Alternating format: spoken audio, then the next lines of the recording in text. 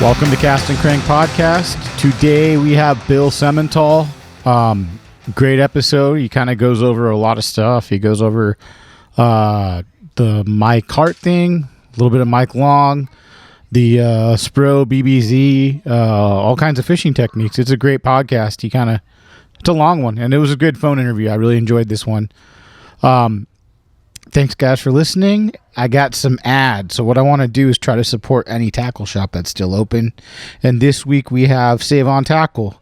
Save On is open curbside for pickups, phone orders, or walk-ups. 10 to 4 Monday through Saturday, closed on Sunday.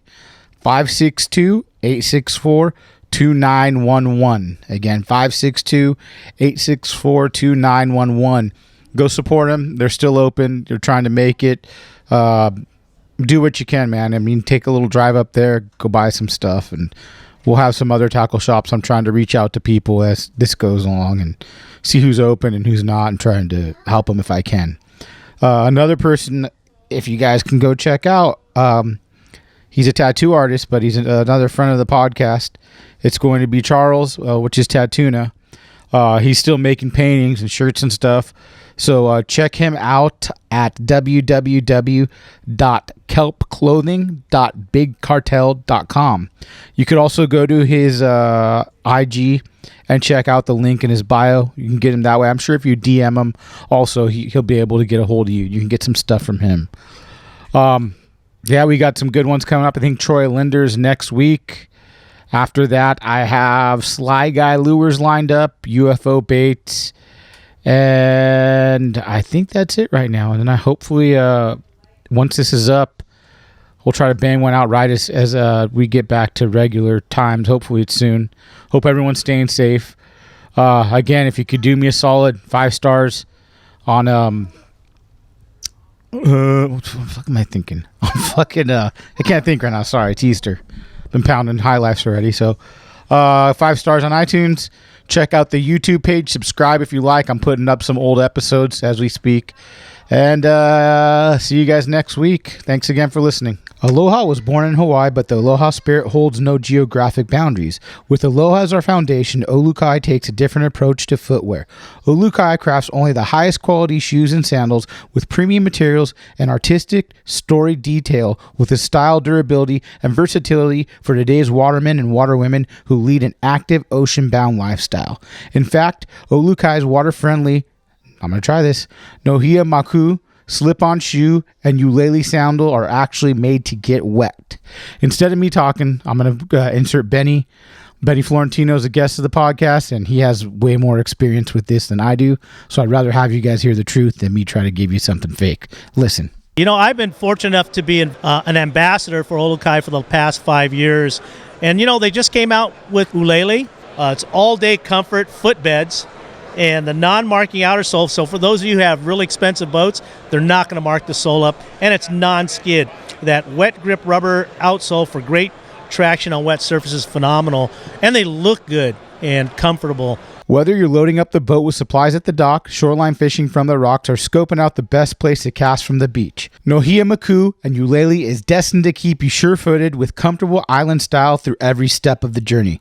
Shop or find your local retail at olukai.com. To support the podcast, go to www.olukai.com/cast and crank. Please, guys, go. If you're going to buy a pair of sandals, just go out there and get online and go to that link. It's going to help us a lot. Check it in the bio of the podcast. Thanks again for listening, guys.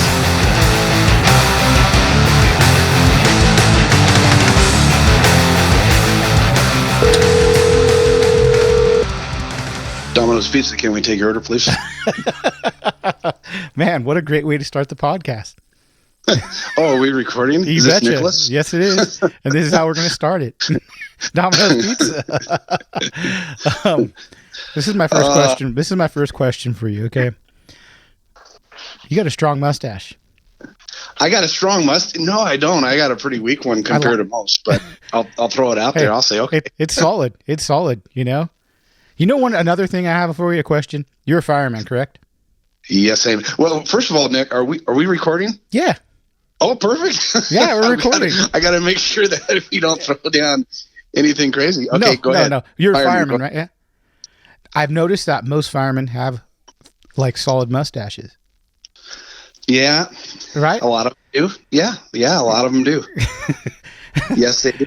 And that's one thing know I've noticed the full about reason behind it. Well, actually, old school theories, when we used to, way back in the day, way before my time, the smoke eaters, a lot of guys had big, they didn't wear breathers back in the day. They smoked cigars. I worked with captains and stuff that were old school, and they had big mustaches, and it was kind of almost like a filter for them too.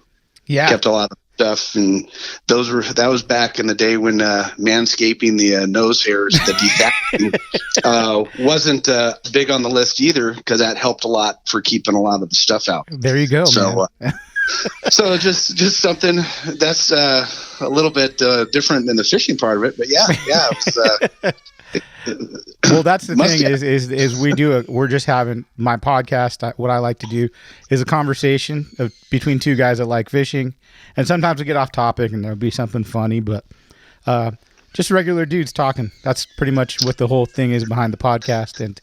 And how was this COVID thing treated you? Did anything get canceled you had planned?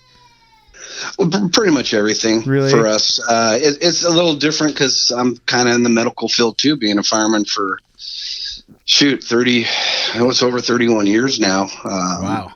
In the fire department, and COVID's a nasty little thing. But with everything, I've been on long enough that I went through the H1N1 and SARS and there's so many. Yeah. There's so many, things that we've gone through being first responders that this is another one that my mom always says too. This too will pass, and we'll be stronger for it as a country. We got a lot of good people on the job right now, looking into trying to defeat this little thing. And within the fishing industry and fire department, it's surprisingly within fishing, there's a lot of people that care. You hear a lot of stories now that fishermen are, some of them weren't doing, the social distancing, and that's absolutely not true. You look at a lot of the fishermen, they all get it. And I'll give you one prime example. All of our tournaments, everything's been canceled. Anything that, anything more than 10 groups of people and stuff, man, anybody who's ever fished a tournament, man, if you got within 25 yards, you got a lure thrown at you. I mean, we are the ultimate social distancing tournament format. Because if you got in our spot, there's going to be a big old swim bait being thrown at you, and everybody out there knows for a fact that that's the case.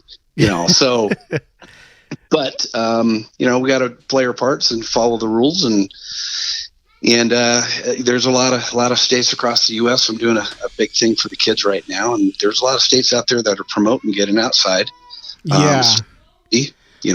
Fishing, social distancing, and it's a good thing, as long as you do it responsibly and stuff. So that's how I take it too. Is I kind of just said, what, as long as I do a lot of calico fishing and spotted bay bass fishing, so I'm like, there you go. If I go in my boat by myself, I feel like I'm doing my part. I'm not fishing with anyone, maybe my son, but I live with him. But other than that, I think that's a pretty solid thing. You could still go by yourself and fish. And I seen Ike Nelly's doing that tournament where I think you fish against him.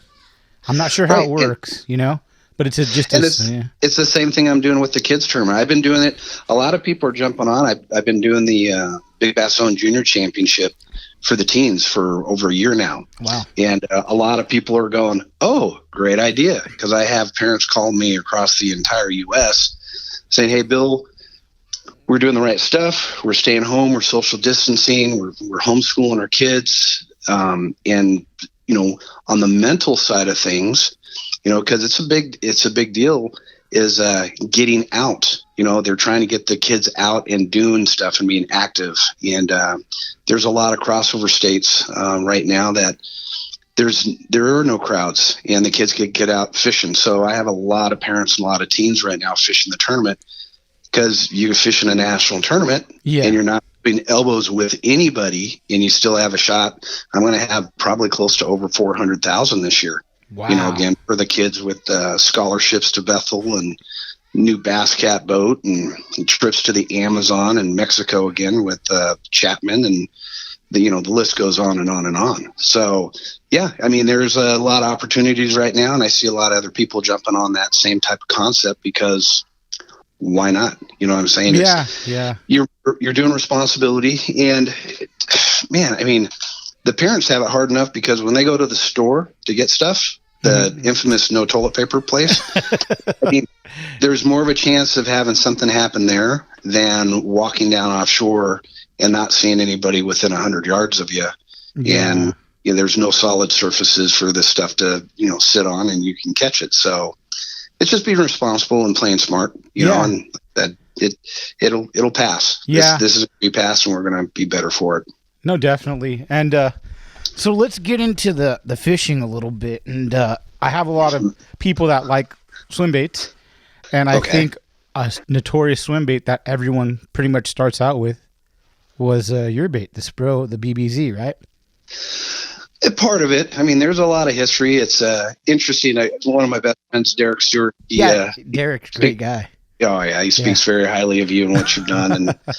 And there's not a lot of people that know it's interesting how far swim baits go back.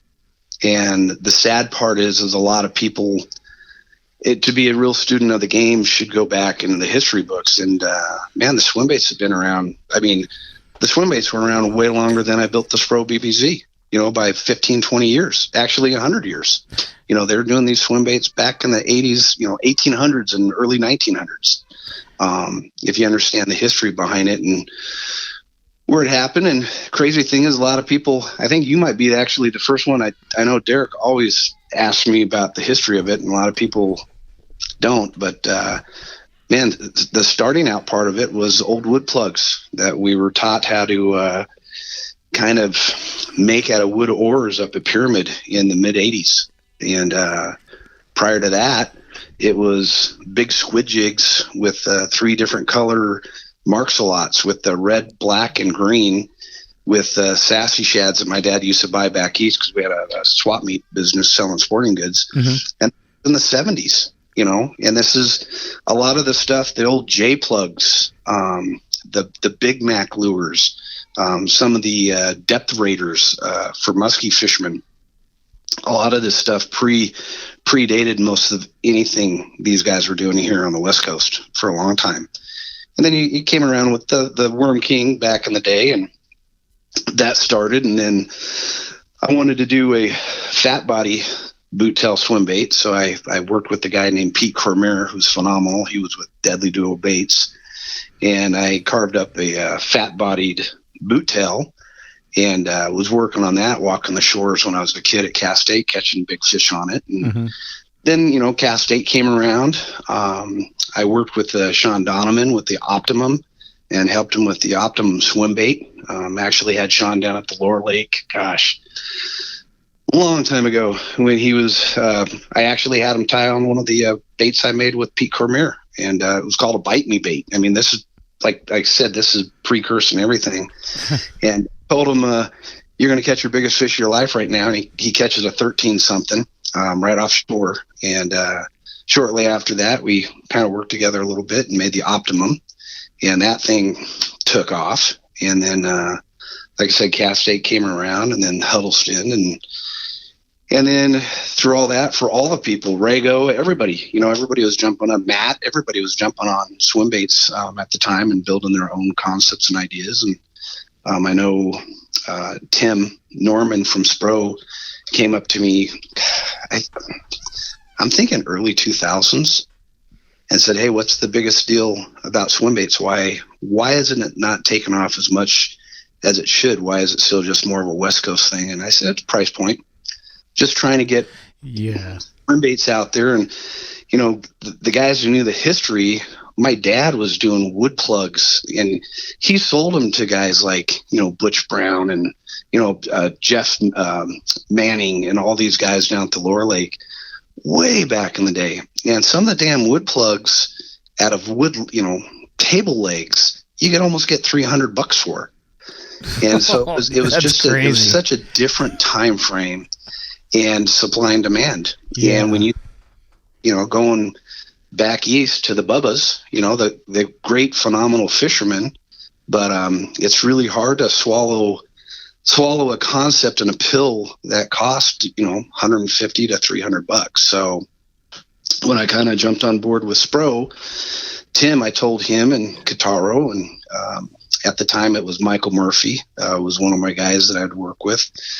I said, hey, if we do this, we need to do something durable, that catches fish, that has the right concept, and we got to bring that price point down under $30. And they said I was a fool, but I was able to pull that off with the BBZ. And, a lot of controversy on that. It was like anything, you build something and people say you cheat and steal and lie and take, and it's just part of the game. Mm-hmm. I get it. But in one aspect, it did open up a door across the board, where anglers across the U.S., now you're looking at Texas and Alabama and Florida and Georgia, and all the way. I did TV shows all the way up to Maine, where people are more willing to take a shot to try big baits and find out the concept with bigger baits catch bigger fish on the average, mm-hmm. and it's gone from there. And now you see guys even with rat baits and everything else.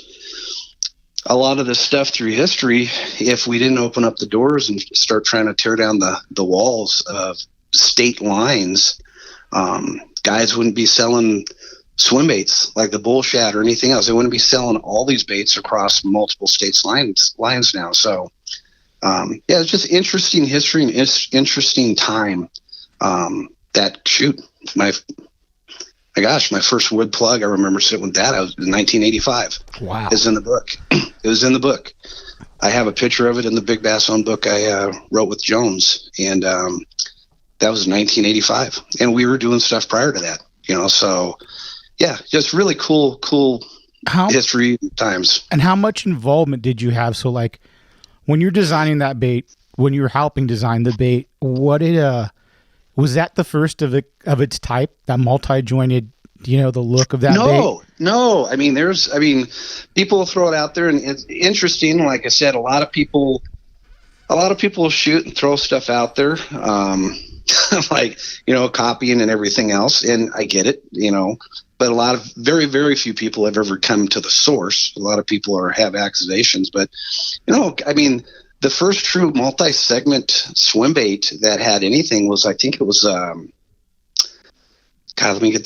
it might have been like the True Motion lure or something. Mm-hmm. So they had a lure out there as a 5-section swim bait that had hydrodynamic capabilities that swam without a bill and stuff. So one of them were usually, that was technically one of the first multi-jointed ones. And then Rago came out with one, the Tool, and then I came out with one. Bunch of controversy on that. That goes back to, the hate club, which why I never did a lot of stuff. And if anybody ever really looked at the history of swim baits and stuff, that's why I never really promoted in California. I never hung out around a lot of guys because I was still more about catching big fish and doing things on a different path, a long-term path for other reasons. But Rago came out with the multi-joint one. I don't know if it was Ken's old partner, Jason or something, Decoy or something. I think there were some other swim baits that came out. Uh-huh. Right afterwards, I think, is it Whitmore or whatever, with the triple trout? Yeah. Matt from, is it Matt Gills or something? There's been so many through the years, but other guys all started coming out with multi-jointed baits, and then making their own style or variations and stuff. And with that, with competition, people will point fingers and throw stuff. But the hard part is the few people that will actually want to know the truth or what's really behind it, they're the ones that go to the source, like Derek. Derek was a good friend of mine years ago. I don't know if he ever told you the story, but I'm an ass. When I fish tournaments, it's like I'm really into competition and the mental aspect of it and fishing, and I'm more about trying to look through the eyes of the bass. I fish different. I don't look through the eyes of my competition of the fishermen because most of them all have their own agendas. So when I fish tournaments and stuff, I was very quiet. I didn't say a lot of stuff, especially around California. no matter what you said, you're a cheater, liar, thief, robber, molester. It was just is what it is, part of that system. And one thing that I if you don't mind me asking, cutting you off, no, if you don't mind talking about this, I could take it out. You had a partner, was it Mike Hart? Oh yeah. Okay, so the cool thing is, I heard that you were asked to take like a lie detector test to say, hey, I had no involvement. I volunteered. You did. Oh yeah. So here's because I had Billy Egan. Is that the same story when Billy Egan was that the Mike Hart story? I don't know if I heard Billy's stuff, but I have no problem. Like I said, anybody that wants to ask me, like legit, not rumors or hearsay or that from 50 other friends that sat down at dinner and heard me say it verbatim, which I have very few friends, especially in fishing, because like I said, most of them, the ego and stuff. But what happened was I fished with Hart for like 12 years. Mm-hmm. We kicked ass. I think, if you go way back in the record books, I think we won 12 back-to-back tournaments. Wow. And, 3 or 4 Angler of the Years in one season. But Mike was a phenomenal fisherman. He didn't need to do what he did. So things happen with guys and teams, like always. So we kind of separated, and I ended up started fishing with Troy Linder, Al Linder's son. Mm-hmm. And back in like 87, 88, going into 89, I was nominated for the Hall of Fame. And so, which controversy there. So I got in the Hall of Fame. I was fishing with Troy Linder. And next thing I know, I get a call. I think it was from George Kramer or something. He said, hey, your boy Hart just got caught cheating at the U.S. Open. And I go, bullshit. I'm like, no way. What year was this again? Mike. What year was this? I think it was like 2009. I go, no way. I go, it's bullshit. I go, his co-angler. I mean, you can even talk to her. I said, it's got to be his co-angler. Mike wouldn't do this. So the next day came around, and I ended up calling Mike. I've never talked to, so everybody knows. Man, once I heard this, I tried to call Mike, and he never even picked up his phone. It just nothing. It was just bad, like a son of a bitch. And then I saw the sinker with the hook on it. And with the hook, with the whip finish, the way the line was tied and stuff, I did stuff way back in the day, pre anybody. There's a few people that know, Hart and Zank and Steve Davies, where I used to use scrounger heads way back in the day, and they had the wrong hook. And I used to cut hooks off because I didn't have molds. I was a poor man fisherman. I would take Gamakatsu thin wire hooks and lay them over top of old galvanized hooks and take 4-pound test line and whip finish hooks on top of hooks and build new hooks. And you hit them with super glue.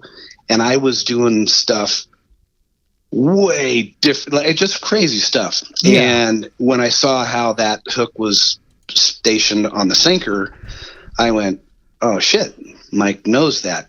I was like, oh crap. So I turned around and fishing with Al Linder's son, Troy, I had a lot on the line. So I turned around and called up Al and said, hey, I'm calling up Harvey Newsland from One Bass.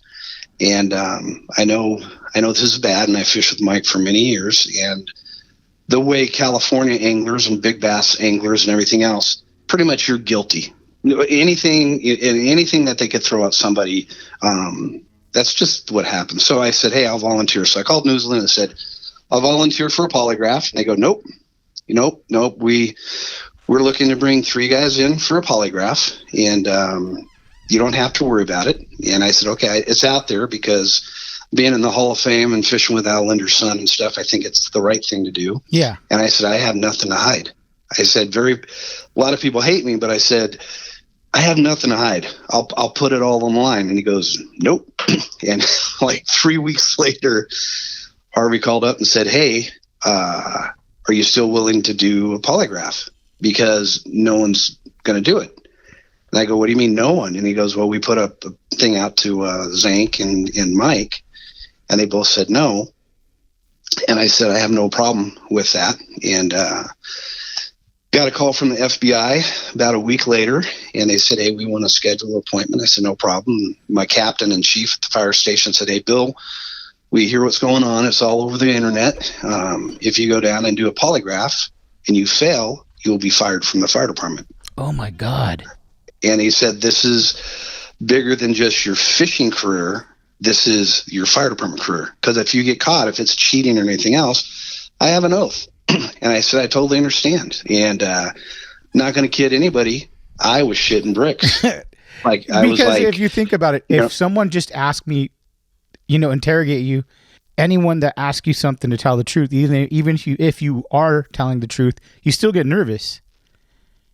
Right? Yeah, no, that's the whole part of it. Right. Yeah. And it's different. Like I said, a lot of the guys that have thrown stuff at me and called me a cheater, a liar, a thief, and all that other stuff, it's part of human nature.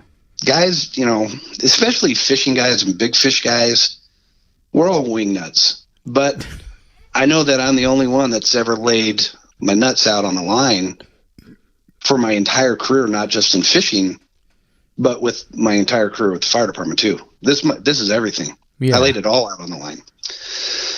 So they went down, and I showed up at the FBI thing. I think it was Burbank or whatever, and it was the guy that did the OJ trial and everything. So it was legit. There was a bunch of FBI guys out front, and sheriffs and fire department, and they're all getting their backgrounds done. And if they fail, they don't get on the job. So I walked in and I sat down, and they pulled out 3 polygraphs. 3. And one was for Mike Hart, one was for John Zank, and the other one was for Mike Long. And I went, what? And pretty much Harvey Newsland came in and called him up on the phone and said, hey, we have 3 polygraphs we wanted somebody to do, and if you don't mind, will you take all 3 of them? And I went, holy crap. And signed my name to a piece of paper to make it legit in a court of law for the polygraph to count. And it was 150 questions, and whoever wrote the questions, I still don't know to this day, whoever wrote the questions for Hart and Mike Long and everybody else, they were some humdingers. And I sat there and I did a polygraph for over 3 hours. I think it was almost 3.5 hours. And Harvey called, and Emmett Brown called from the Hall of Fame, and Al Linder called right afterwards, and I passed. I laid it out on the line, and it was just it was a sad day, bleak day for the fishing industry, because, like I said, Mike, I fished with him. He was just a phenomenal bass fisherman. Why was can you hear me right now, Bill? Can you hear me? What's that? Can you hear me right now? A little bit, yes. Okay. Why was Mike Long involved? So from what I understand at the time, there was a lot of things happening with some tournaments, accusations of transporting fish and caging fish, and just a lot of what people throw out there. And it was all in the polygraph. It had everything from hiding fish in live wells and boats to caging fish and tying fish off to the strings and using trout during tournament to catch big fish. And it was the same things, even shoving down weights in a fish, just like they had for Mike, which is a lot of the legit questions and answers they're looking for. And I guess one bass, and I think it was National Bass at the time. They had some people complain about Long. And I found myself in a pickle sitting down, and since I already volunteered to come down on my behalf because I fish with Mike Hart, and since I was a big fish guy, that I thought it would be not a smart move to get up and walk out, since Mike, Long had such a career at the time of what he said he was doing, that I just sucked it up and I took everybody's polygraph.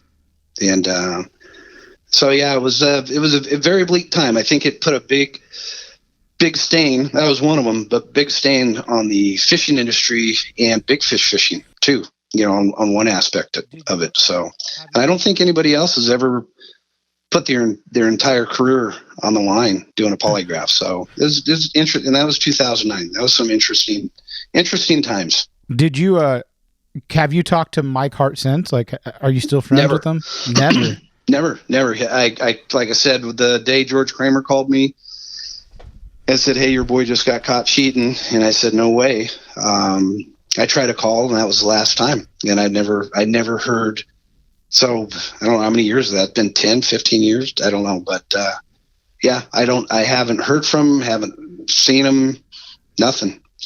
And like I said, it's probably one of the saddest days because I fished with Mike. He was legit, just a phenomenal, he was a good stick. He didn't need to do what he did. He was that good fisherman. And that's why I'm asking you if you talked to him, because maybe he had a reason behind it. Like, no, cheating's never allowed, and I don't back it, but what if he had some kind of financial burden, or who knows? You know what I'm saying?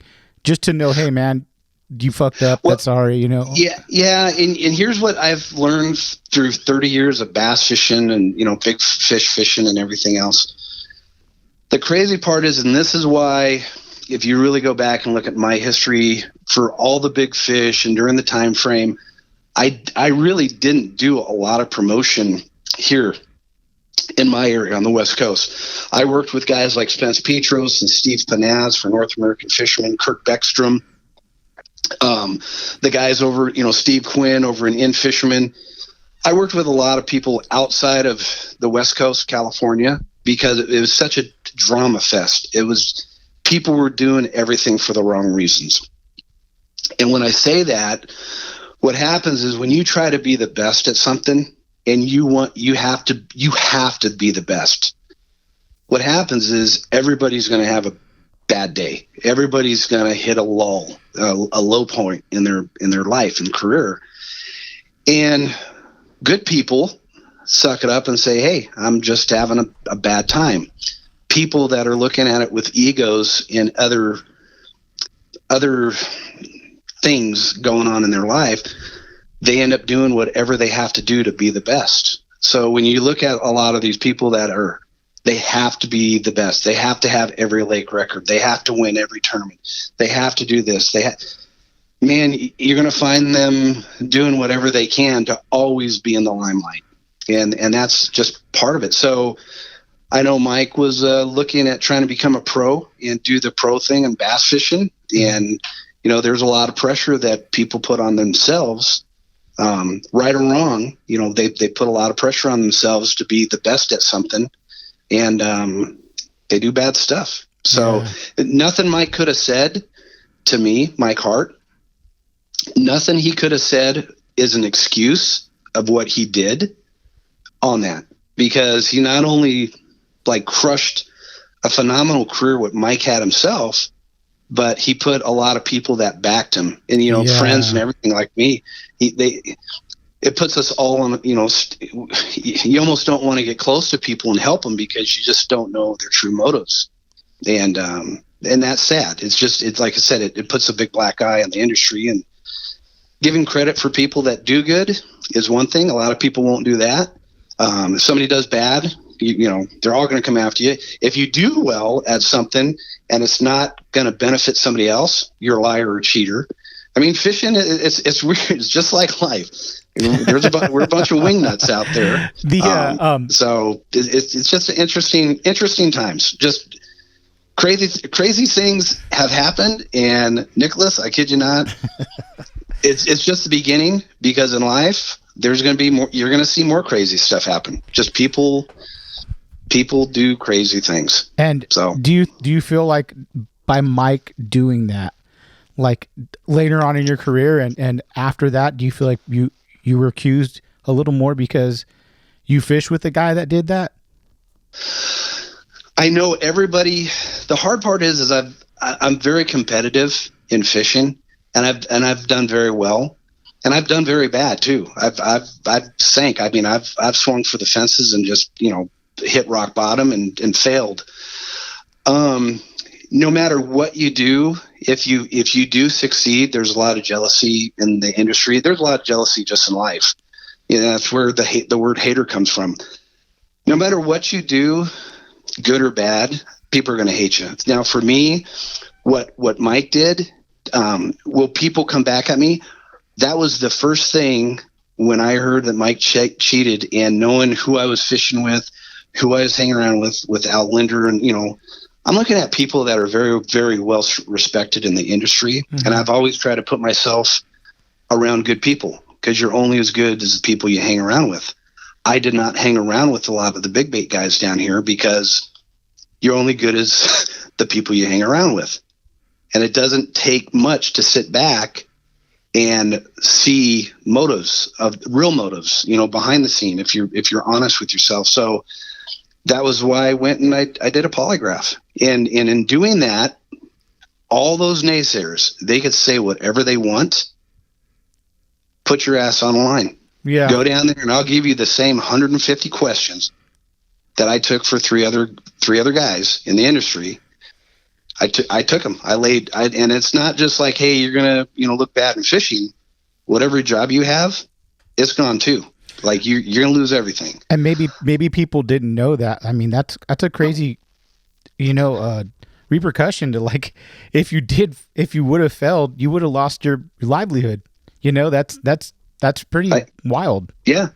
Yeah. Cause I started I wanted to be a fireman when I was like 10 years old. I was an explorer. I was living at a fire station when I was 13. I got 38 years in a firehouse. I was an explorer from 13 to 18. Wow.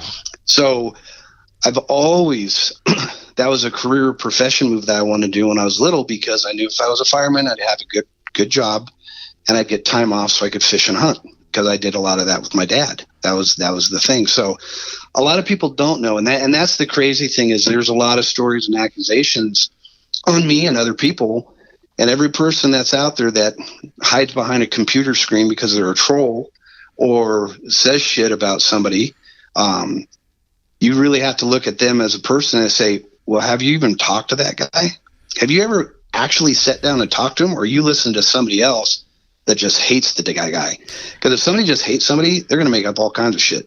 No, I agree 100%. I mean, anyone I've had on the podcast, I mean, some people go, this guy's an asshole, that guy's, I don't take it until I meet him. So if I meet someone and they're great to me, that's the perception I get from them, you know, and I don't like to judge anyone until I meet them. And I feel like that's a good thing to have. Most common people do that. That's why I like, you know, I give so much respect to Derek, you know, Derek Stewart. Like I said, when he first met me, he got me at the right time after a tournament. I was already out of my destroy and win, you know, do whatever I can to do the best I can. And he asked me a ton of questions at the upper lake, and he took notes. And the guy was freaky, because literally a month later he came back, and he was the only person, very few people ever talked to me, so nobody really knew me. But he was the only person that came back and re-asked me questions that he says, hey, you said this, and he said it verbatim, and it scared the shit out of me. I'm like, whoa. This guy's going to try to kill me. Well, I'm like going, whoa. Like, I said this, but I don't have a lot of people that actually listen, you know. And right after that, I was like going, hey, this guy's legit. And everybody, a lot of people, it is funny to this day, Nicholas. I mean, I have a lot of people that come up to me and talk. They literally come up and talk to me now, and they go, well, Bill, you're actually pretty cool, you know, because I thought you're an asshole for all these years. And I always laughed at them, and I said, but you never talked to me all those years you thought I was an asshole, because you heard stuff from other people that just hate me for whatever reason. So if I can give a good word of advice and you said it too, for all the people in swim bait fishing or fishing in general and everything else, before you take somebody else's word from anything, because 99% of it's all bullshit, just go talk to the person themselves and make your own decisions. It actually might be a better world we live in, and there might be more knowledge being handed out, good knowledge, to build an industry that our kids and grandkids and stuff can thrive in, instead of worrying about, man, if I succeed, somebody's just going to do whatever they can to knock me off, you know, off my little perch that I'm on right now. So interesting. Yeah. Like I said, life's an interesting thing, but it's consistent. I tell you what, it's consistent. So let's get back to the fishing part. I watched your videos a while ago when I first bought a Spro BBZ, and they're like you're calling out the shots, when you're filming. How did you go about learning the whole big bait thing? Were you fishing the same time as some of the other guys, like with Butch, around the same areas, not maybe with him, but at the same time he was? Like, how did you learn about the whole big bait swimming when it started getting bigger, when you're going after your big? You have a 19 pounder, right? 1975 at the Lower Lake. Yeah. To tell you the truth, honestly, like I said, very few people know my history. I was doing stuff way before all those guys played the game.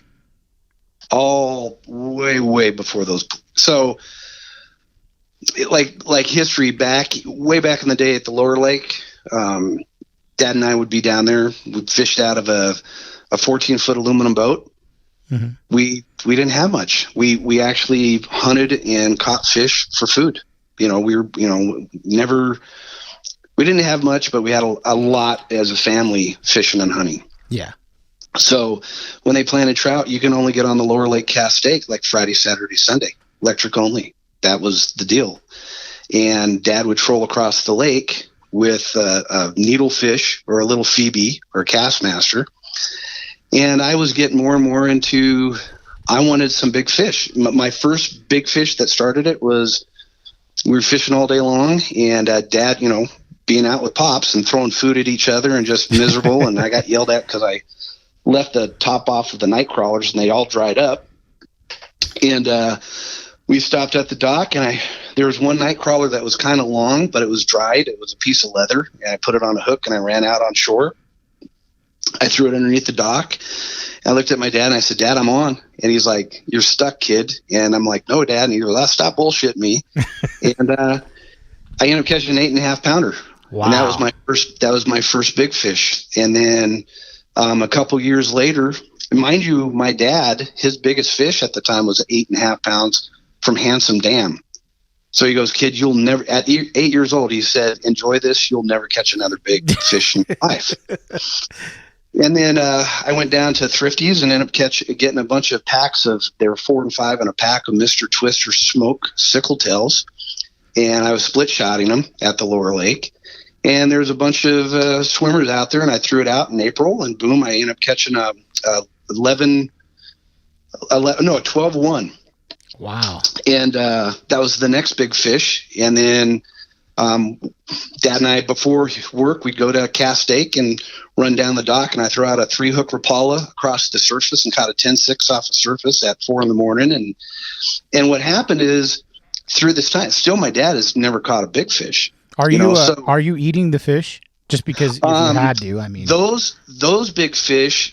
There was a guy named Bill something, and those are the ones back in the days where you did skin mounts. Mm-hmm. So the 10-6, 11-2, and 12-2 were all mounted. Wow. Because my dad said, "You would never in my life." And I caught one split shotting, a top water, and then I caught one on a crappie jig. I caught 11-6 on a crappie jig in April. Yeah. And they were all in a month or so.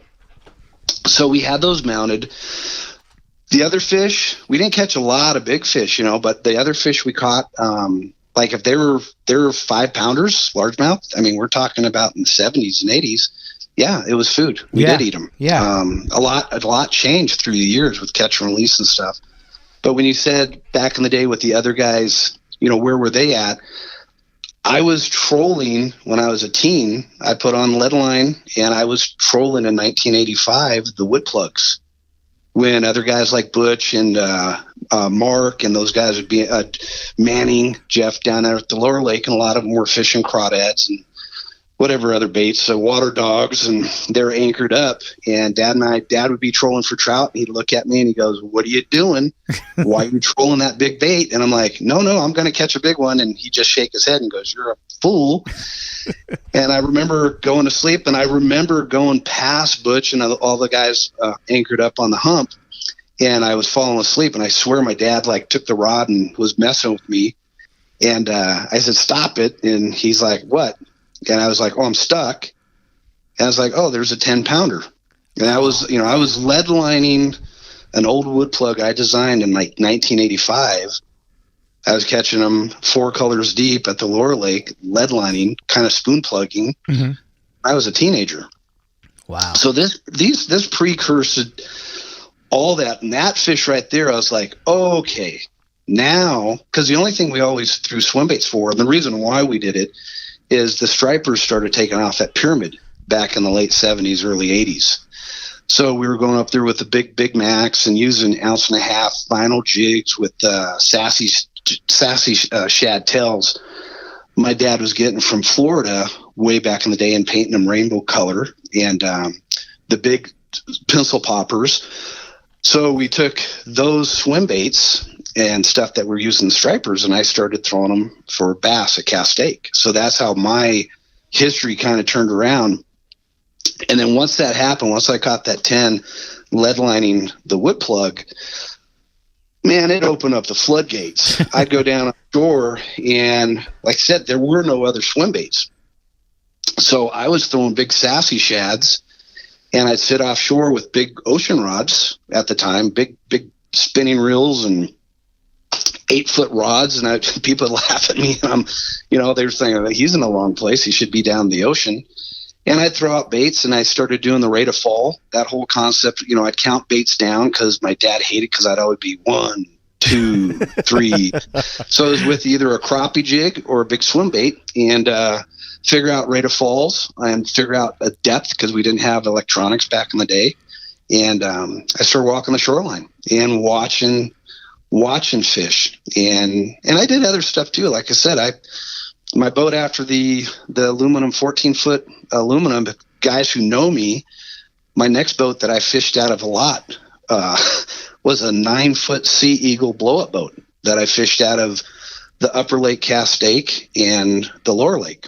Wow. And I'd either go crawdad fishing or I would lead line swim baits in the 80s and early 90s in a blow-up boat. And I remember Harry the Hat Joris, and a lot of guys forget him. He was the hat trick plug. A lot of these younger kids forget, like true OG guys. But I remember Harry being out there in the lake, and I was in a blow-up boat and said, "Hey, do you mind if I troll by you?"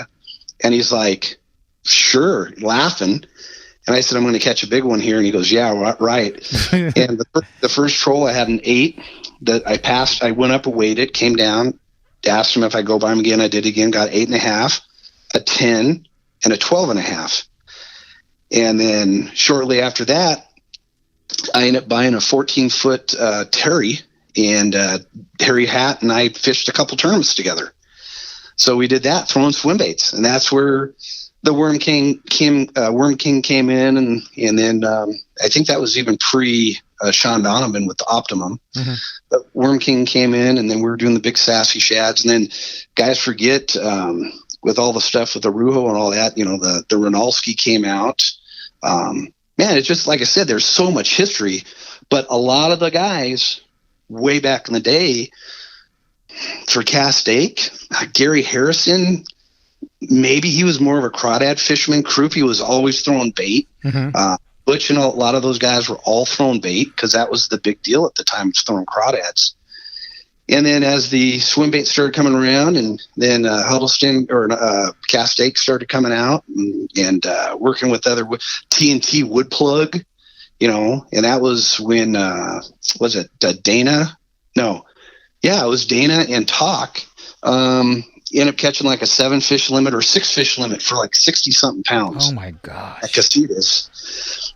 And that's when, early 90s, and then that's when. Oh, what's so funny? I had someone reach out to me about Dana, I think, because he works with either Dana or one of the guys. I'm not sure who, but he works with one of them. Okay. I'm not sure because he's like, you know who this is? And it was that 60-pound. It was a picture of that 60-pound bag, Yeah. And I was like, oh, that's interesting. I'd love to hear about that, But yeah, that was phenomenal. I was fishing with a guy named Danny Gillespie. We were houseboating up at New Maloney's when that tournament went down at Casitas, and I think it was Todd Holder. These are, some of the names I'm telling you, like people forgot, like really the true pioneers of like swim baiting and stuff. but Todd was laughing. Like, I think he had like a 35 pound limit early. And he said he'd throw out one of the old wood plugs or TNT plug or whatever, and he's eating a sandwich laughing, and he's got 12 pounders eating his bait. And he goes, I got a 30-something pound limit. Nobody's going to, it was unheard of. And then he gets whooped by like a 60 pounder. And, but shortly after that, and this is what happens in most things, I think Alan came out with the AC plug, went to Arbogast to get it actually like mass produced at a smaller price point. Then here comes all the papers that everybody's copying everybody else, and the threats come out and the craziness. And what year was that when that happened? What's that? What year was that? Gosh, that had to be, I'm thinking it's like 92 or something. It was in the early 90s, I believe, when Arbogast came out with the AC, and that, and then you got to remember, like, I was still doing, it was 85. I mean, Dad and I were doing stuff at Pyramid and Cast Lake, and I started taking the woods up to Casitas. And I think I started really fishing the tournaments, and that's when I hooked up with Pete Kermere. And I always give credit where credit's due. I'm not the other guy. Dan, what's Dan's name? He did the Tora tubes. Dan, I feel bad for getting his last name. Great guy.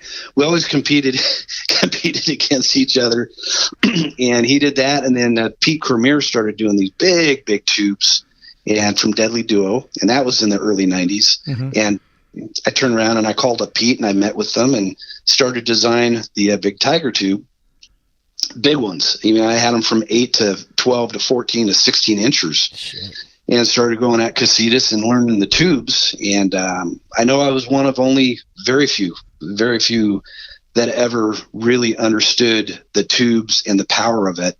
And I caught hundreds and hundreds and hundreds of fish, over 10 on the tube back in the day. And that was in the early 90s as well, and then you get Jay Poor working with Bruce over there from Bastrix, and they came out with tubes. So like I said, there's a lot of incredible history with big baits, swim baits, tubes, woods, back in the day, that went from illusion baits that were kind of as a round plug that kind of looks like something, to you started getting into the higher detail with the Rego baits and the Huddlestons and what I was doing with Spro and Matt and everybody else. A lot of them switched from illusion type of baits that could have been any type of swim bait to more realistic stuff. So yeah, just really crazy cool times. And it's just sad that nobody's really sat down and got truthful history and give credit to the right people. Because like I said, I think we'd all be off in a better place. Yeah. If people did what you said, go and talk to the source and have data to support it, come back and around and support it. But yeah, it just, I think we'd be so far ahead, and especially with big stuff across the, state lines. Yeah. Yeah. A lot of stuff missing. Every time I go travel across the U.S. and I see these opportunities, even from Florida to Maine to the, crossover states in the mid U.S., man, there's opportunities out there for Mongo big fish on everybody's swim baits, throw baits, mats baits, bullshad, you name it. But I don't think people are teaching, and that's where it goes back into the video, what you're talking about. Yeah. And we took a while to get to it, but I look at things, there's so much more. And I got to give the biggest credit to a buddy of mine. We haven't talked in a long time, but Mike Jones. We did a video back in like 2005, or actually before that. It was at Diamond Valley, and when it first opened up. And we're talking about swim baits. So there's some old stuff on my YouTube channel. I watched that. I've seen that one, yes. Because it's old, but it was really low too, right? Yes. Yes, that's when the video. It was first opened up, yes. But that's if people really looked at that was directional change, milk runs, figure eights, lob cast, the hop, pop, and skip. the reel set, all that stuff was pretty much anybody talking swim baits back in the day, way back. And I remember Jones, we were going down the dam, and some of it's in the video that I put an ass whooping on him. I mean, it was just, and I'm saying, all you have to do is do this. Well, he finally looked at me and goes, "Hey, knucklehead," he goes, "You're giving me A and you're giving me Z." He goes, "There's a whole alphabet in between it." And he goes, "If you're going to really explain something to somebody, be a teacher. Give them the whole alphabet." And I didn't tell him that when I was dropping the bait down, I didn't have my thumb on the line at all. And I'm a visualist, so I understand what baits do underwater. I understand what shadows do underwater. I understand what fish do underwater. So the difference on a slide and having a bait fall at a 45 compared to a straight 90 on a boot tail gives a different thump and kick and reaction. And that little bit of him holding his thumb on the spool and doing a 45-degree drop instead of a 90 was the difference of big fish every cast. Wow. So I always give him credit. So when I do videos now, it's not technically, there's a couple key players. The fishermen themselves, we have to look through our eyes on all the things that we're in control of. And that's everything from mechanics of how many inches your reel brings in, the diameter of your line, the load of your rod, your feet positioning, sundialing yourself on shadows, understanding everything above water technically. And then when you go underwater, being able to transition and see through the eyes of the fish. And that's where a lot of people fail at. And if you look through the eyes of the fish and try to accomplish what they want to do, all the things I did for fishing uphill and directional change and course change and shadow theories and, all this stuff, the milk runs, everything is trying to look through the eyes of the fish. And now when I try to explain that, I give credit to Jones, is I try to give everybody between A and Z.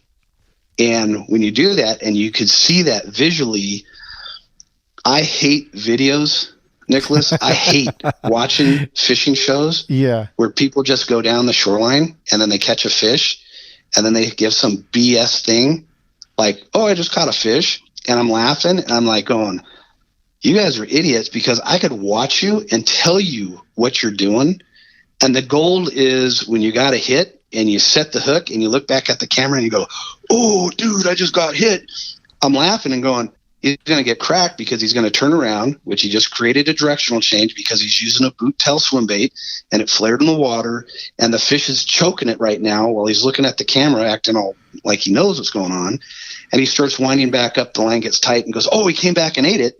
Well, the fucking fish already ate it like seconds ago. And that's what I'm able, and it doesn't happen all the time, but I try to see things where I'm trying to paint a picture for people to give them a better look through not just my eyes, but the fish's eyes. And if we could do that, it doesn't matter if you're throwing an 1/8 ounce fat fly or an 8-inch BBZ swim bait or any other bait. There's only a handful of techniques, period. There's only 5 or 6 techniques that go within 5 or 6 different areas of the top, middle, bottom. That's it. Yeah. There's a billion tools, and the best guys out there, the 1%ers, can take a handful of tools that are multifunctional that can fish within the top, middle, bottom, and do multiple techniques, which there's still only a few of them, and then look through the eyes of a fish and go, how does that fish want to eat? Not how I want to eat.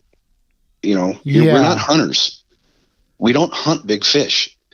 It kills me when people say that.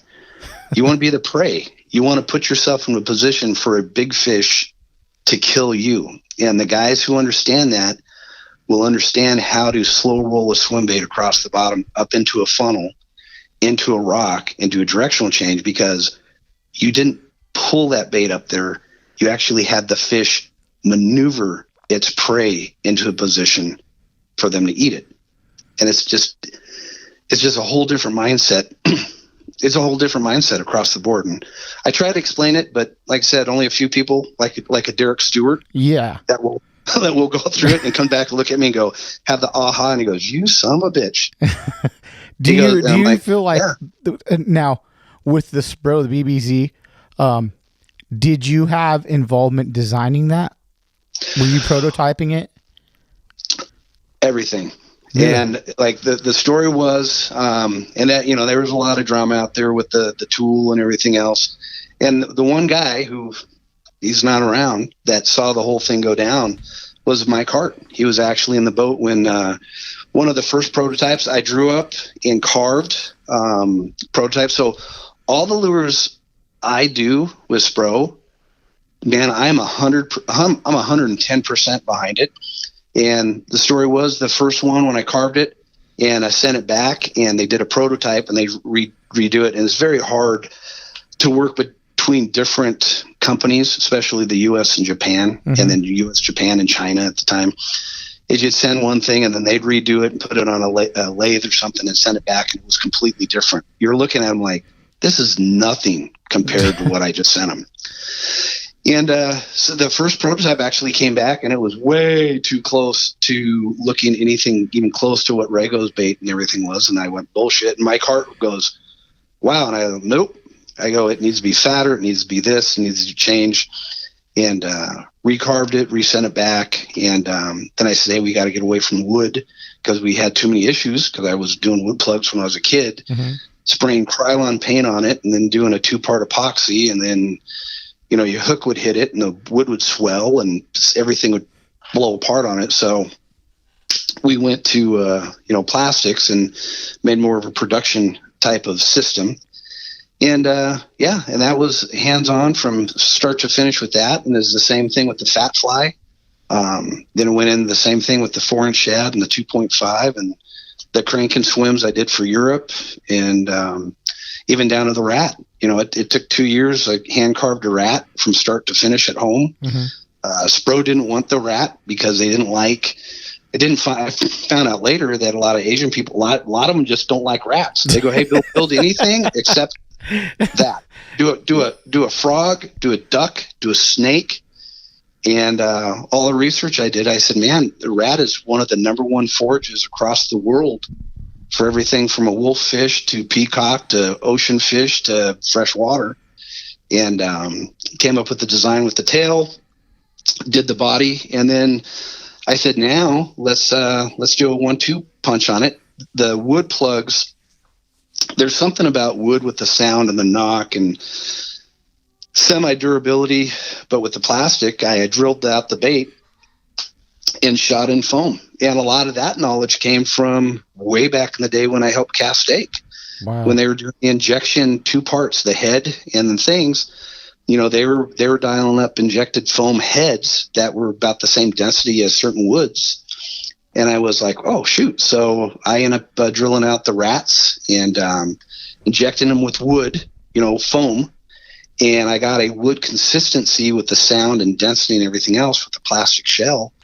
And, man, the rest, they're probably one of the most durable baits out there at still a decent price point that I was hoping. I know a lot of people don't look at it that way, but that opens up all the doors for like the Johnny Rats and everybody else. Anybody that's throwing baits out there, a lot of that was opening up doors to try to get a price point down to a small enough price point where it opened up more and more doors across the U.S. with other fishermen that didn't want to spend $200 on a custom bait. Now you give them the right tool and they get confidence in it. Now they're more willing to spend $20, $30, $40, $50, even $60 on a bait from the independent guys. And that's good for the industry. That's good for everybody's business. I feel that more people have sold more baits that are still in operation with swim baits and rats and you name it, because we're opening up more doors across the U.S. Yeah, a lot of people, it seems like that's the ticket. When you go to first buy a swim bait, I didn't want to spend a lot, and I did buy the Spro, and I bought like a Spro, and then I bought like an S-Waver, Yes. Yeah. So and that was the guys, thing. And that's a legit comment, like a point right there.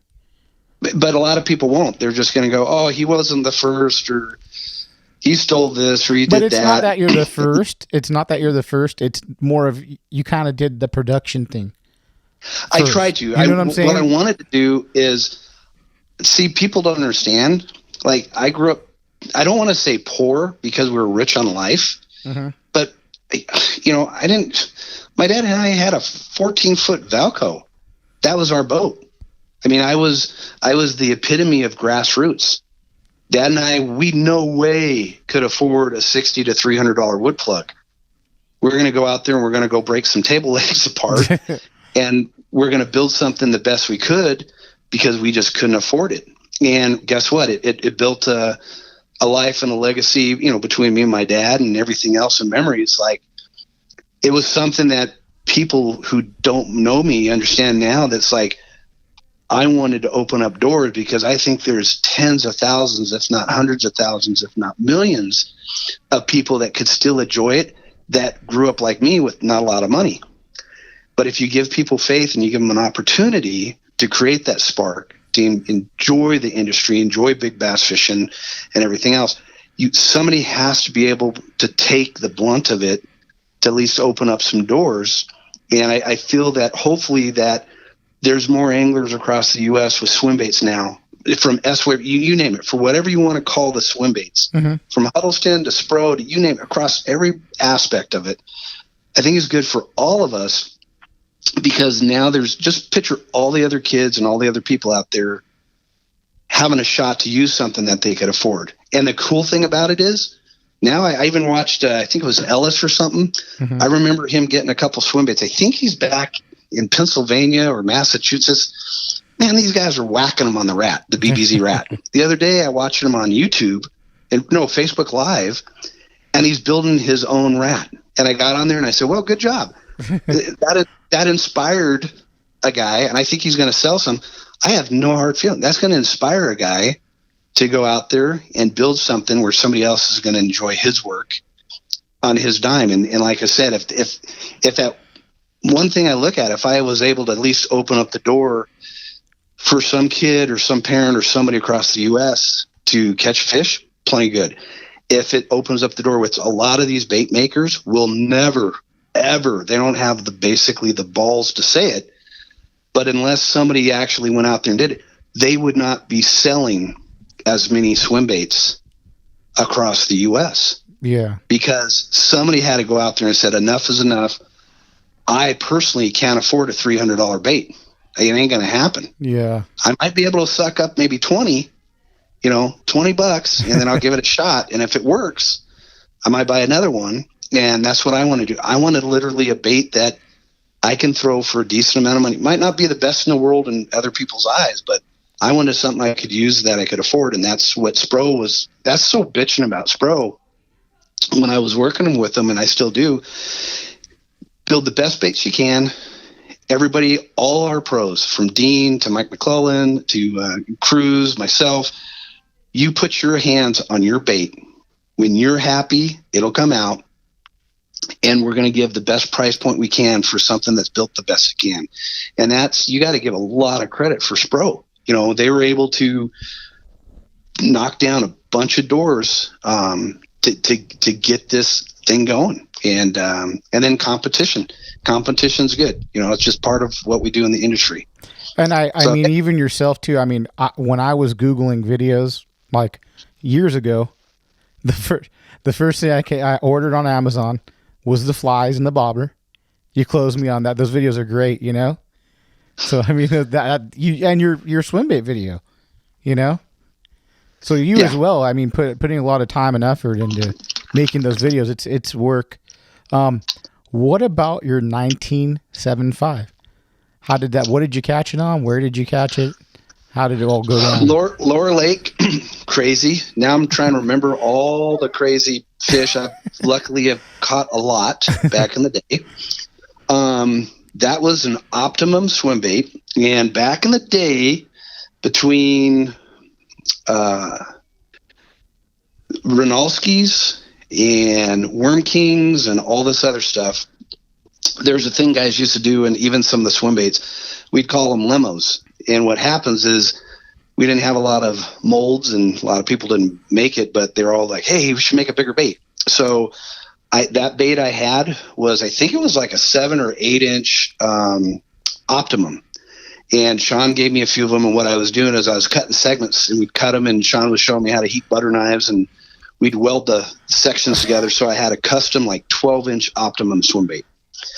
And I was going down the lower lake, and this is, like I said, a lot of this stuff was pre-video, a lot of the other stuff going on with other people. What year was it at the time? Oh, I think it was 96. Okay. It was a while ago. I'd have to go back in records to really look. And I remember going up to the hump down mid part of the lake towards the tower, and I marked 2 big fish off the outside hump.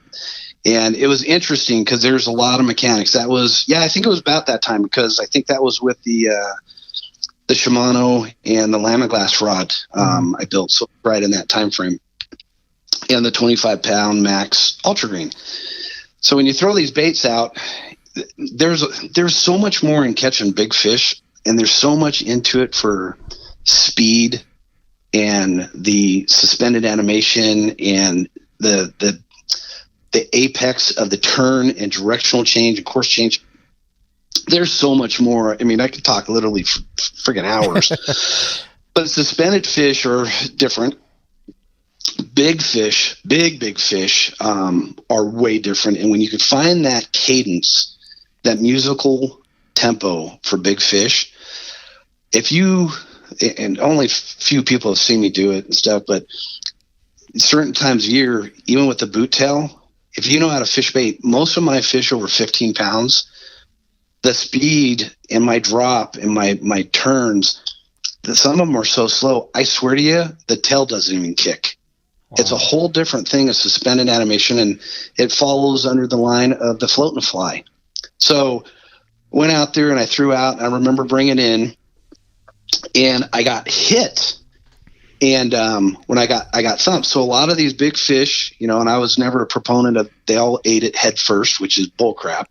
Big fish eat whatever way they want to eat, especially northerns and stuff. A lot of them will come up, and they know trout, and they're soft, and they'll come up and suck them. They'll get them in their mouth, tail first, it doesn't matter. Mm-hmm. But I remember getting hit, and I know using that boot tail and directional change, when you get hit and you swing and you flare, you create directional change. And those baits with a low pressure system on the bottom of the boot tail, you get lift. So you swing, and that bait usually comes up in the water column, and it'll turn left and right. And I remember swinging, boom, and I came up and I missed. And I was like, man, you better lock and load, because when this thing stops to drop to do the flare, it's on. Like that's your thing. And I remember reeling back up again. And as I reeling back up, my line, the coil of 25-pound Ultra Green, mono is like hair. When it absorbs water and dries, it gets memory. And there's a lot of just understanding how to read fishing line. Mm-hmm. And I was bringing up, and the line was just getting taut. And I literally saw, looking at my line go in the water, I saw my line do a little figure 8, and the line started to coil a second. And I went, oh gosh. So big fish, man, I swang on her, and she came back, and she came up and she did a circle.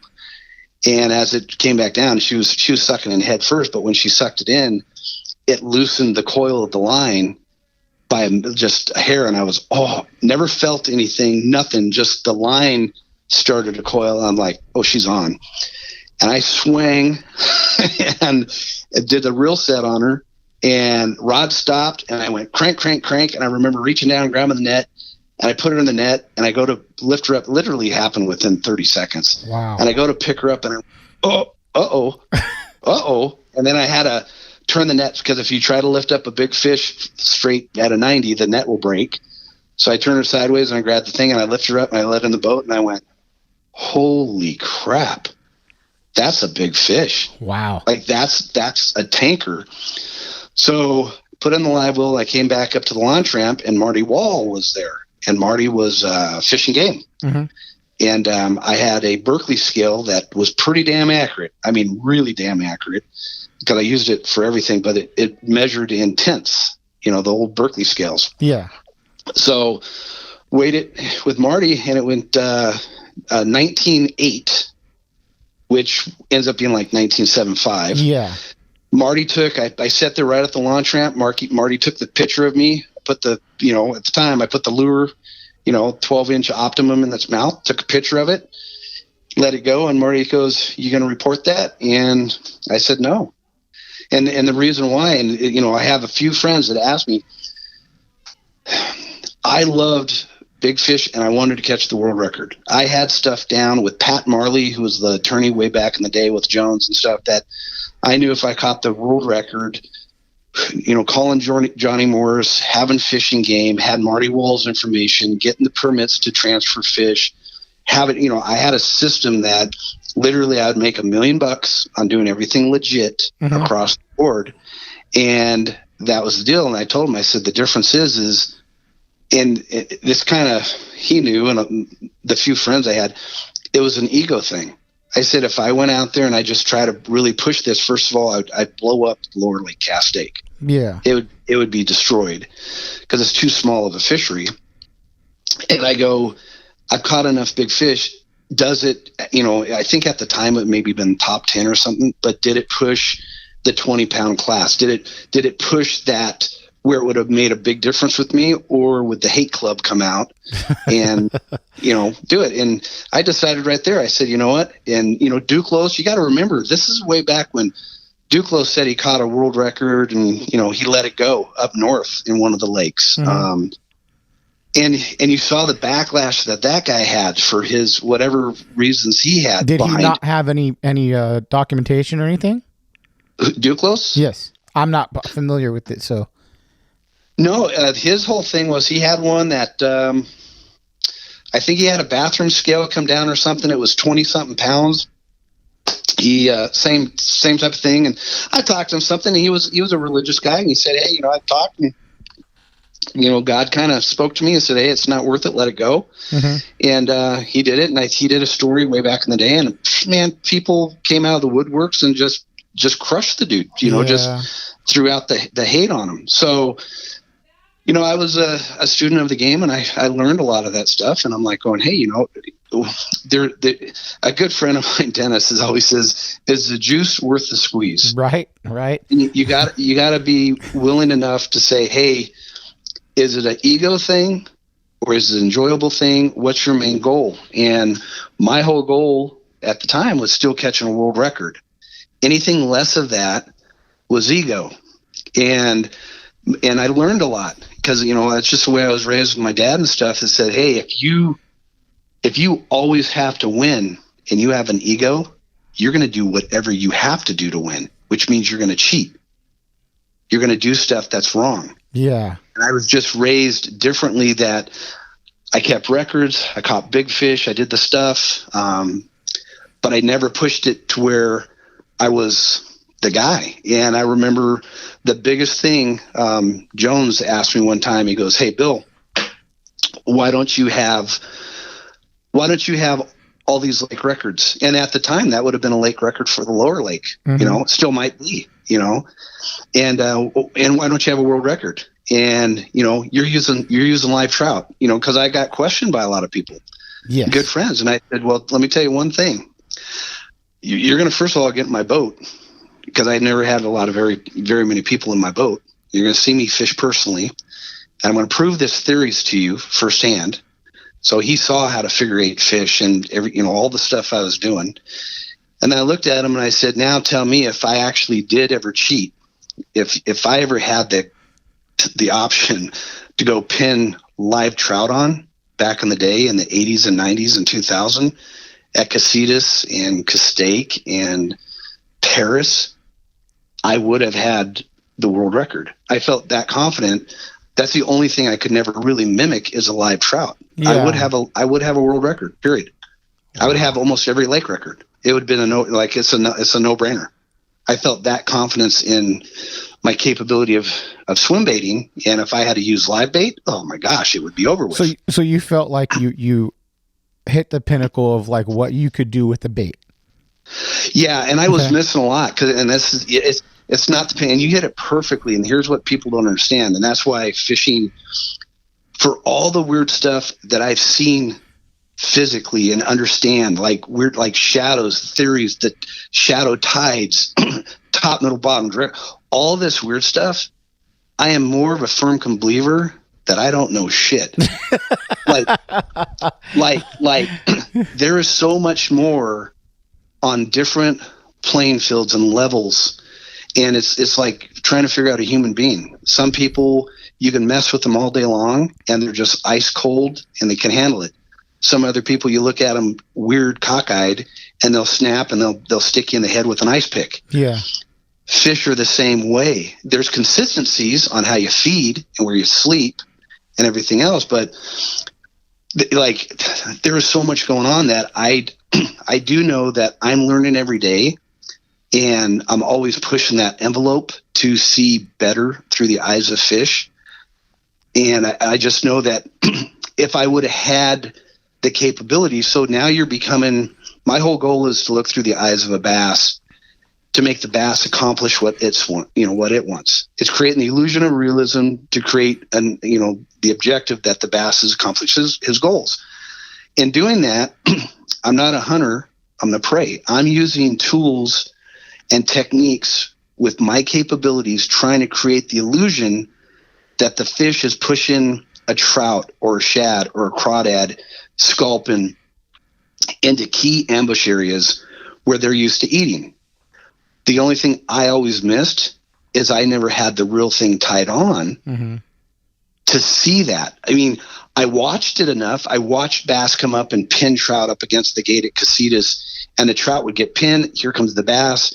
The trout would do a directional change, shoot up to the left or right. The bass would go up and go and suck it in. And you're like, oh, so that's how I knew how to fish uphill and create directional change and do stuff, because I watched him. But I never had a tool that did it by itself. I never had a tool. And the tools I did have by myself were crawdads.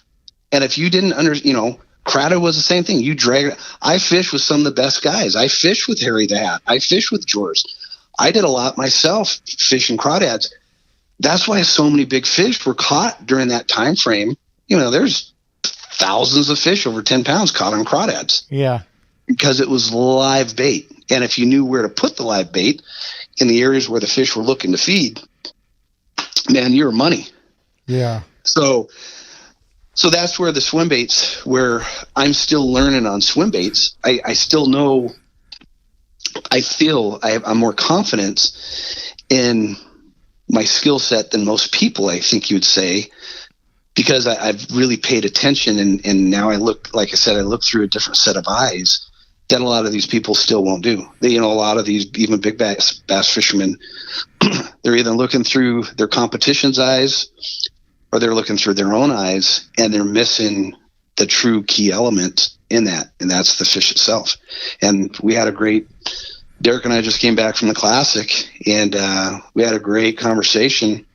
And I know he looks at me sometimes like, whoo, boy, you're on something. But, I tell him when I'm out there fishing, even in tournaments, and I concentrate, I end up talking more. Even my partner now, Ron, he's like looking at me, just shaking his head. I say stuff, I see stuff, I feel stuff.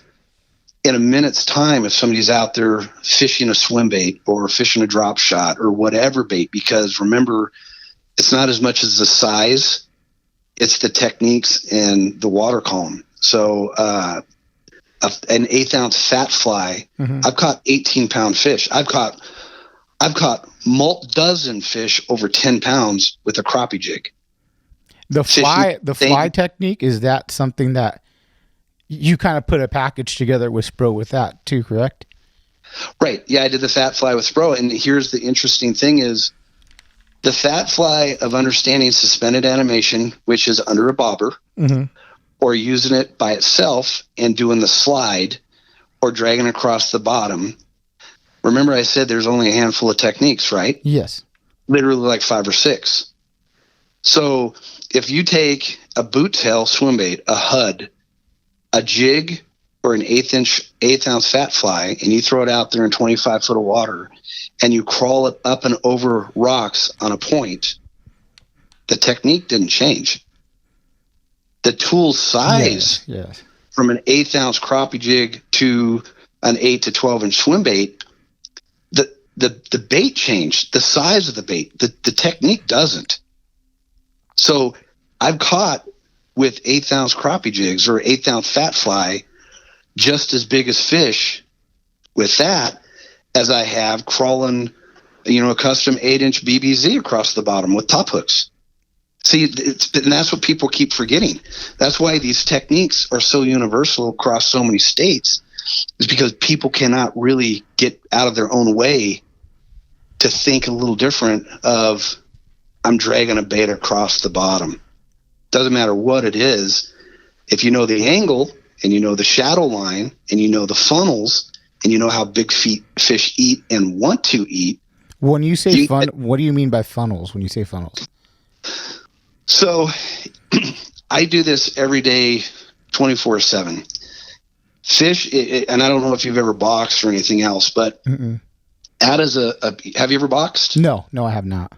Okay. How do you box? How do you take care of your competition? Put them in a corner, right? Mm-hmm.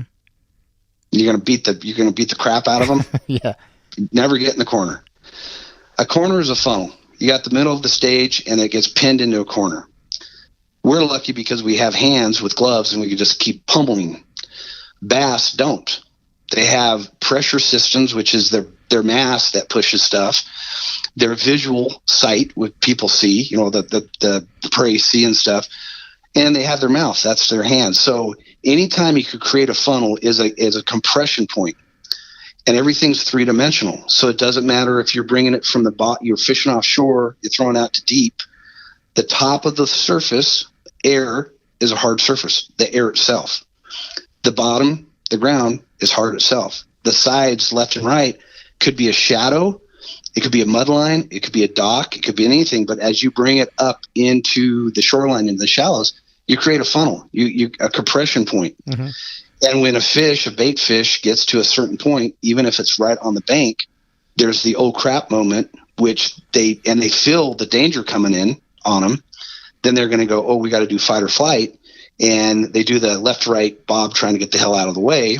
And that creates the reactionary crush, kill, eat thing. It's part of how it works. So when I talk about funnels, you could create a funnel on a three-dimensional plane in any aspect if you understand what it is. Mm-hmm. A funnel bringing up a pendulum, a swim bait through the water column up into your boat. You're compressing the surface, the bottom of your boat, the rod tip might be in the front corner of your trolling motor or the back by your big motor. You can create a funnel, and a lot of people, and you probably heard it if guys are talking swim baits with you, mm-hmm. A lot of them catch fish right at the rod tip as you're bringing up out of the water. Yeah.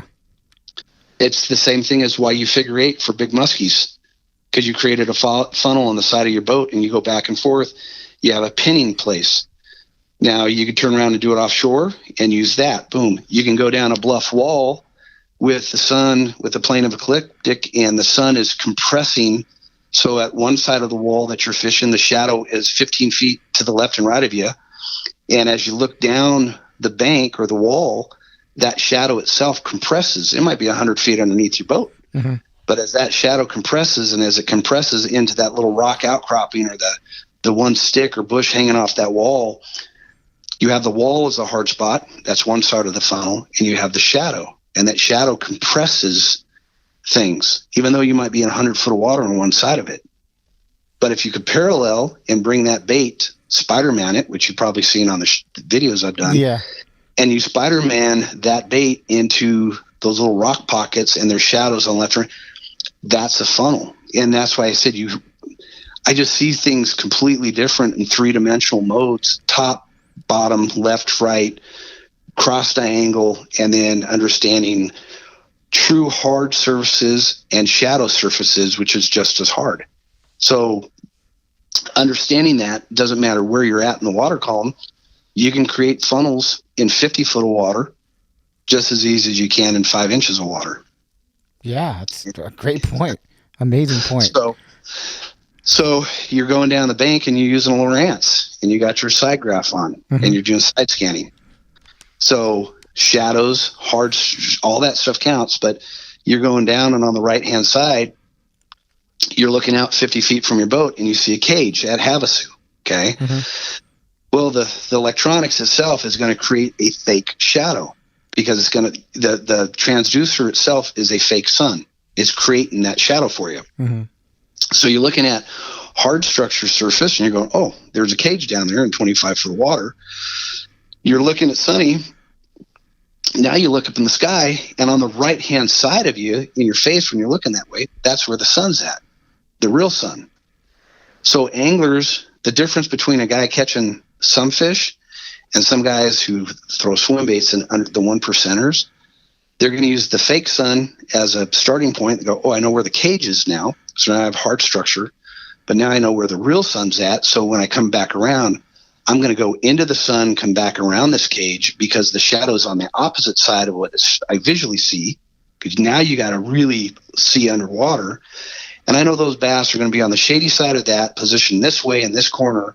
Now when I drag the swim bait, jig, fat fly up to this corner, I'm going to create a true funnel, which is hard structure, the cage, and hard shadows, which is the shadow line, and I do a compression thing in 25 foot of water and slice that edge, and it goes thunk, and that's where you catch your 6-pound smallie at Havasu. Wow.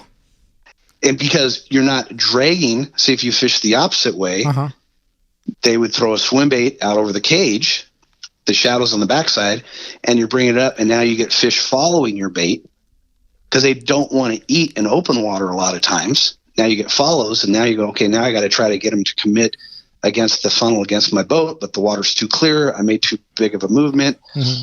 You know, I did something wrong because I'm looking through my eyes, not the fish's eyes. And now you pulled them off of the structure.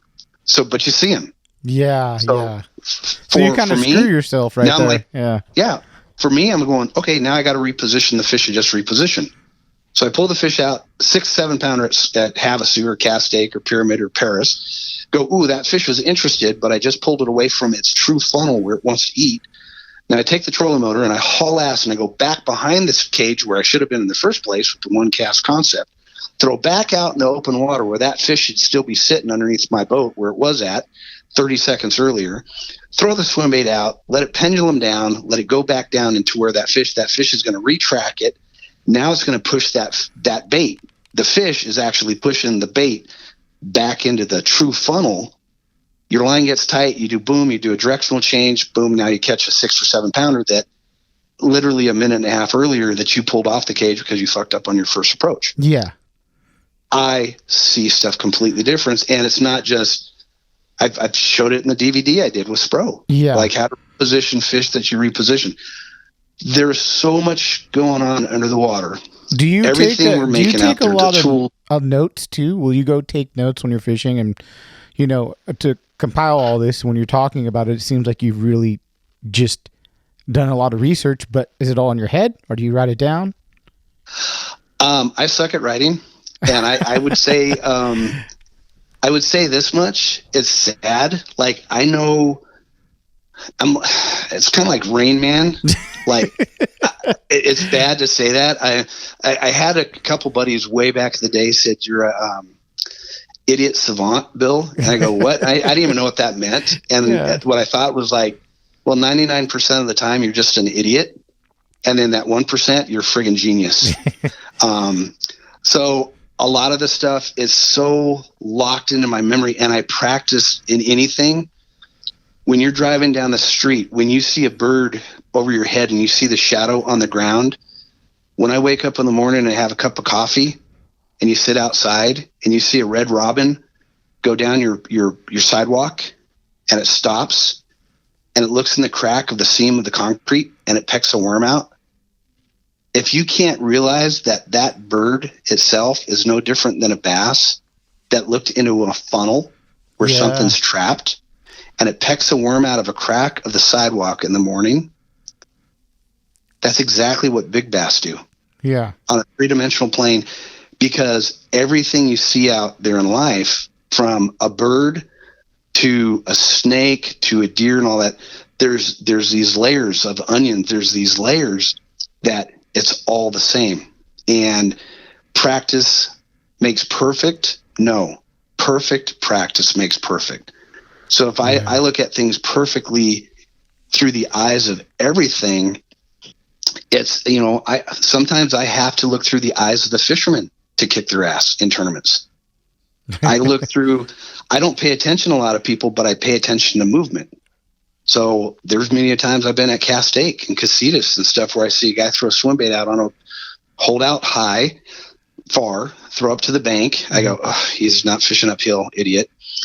All of a sudden you see him bringing it out, and then you see the body movement, and they're going, ooh, ooh, and they look like a little, like a bug's up their butt. And then they point, and then they show their buddy, and they throw 4 or 5 more times. And I tell myself, when I was fishing by myself from my partner, I said, get ready. And I go, why? I go, they just pulled a big fish out. Their movement just gave away the whole story. When they're going to throw 3 more times and not see shit, and they're going to leave, and that fish is sitting underneath their boat. And I said, we're going to come back in and get right on the bank and throw out where their boat is and bring that fish right back into where it wants to eat.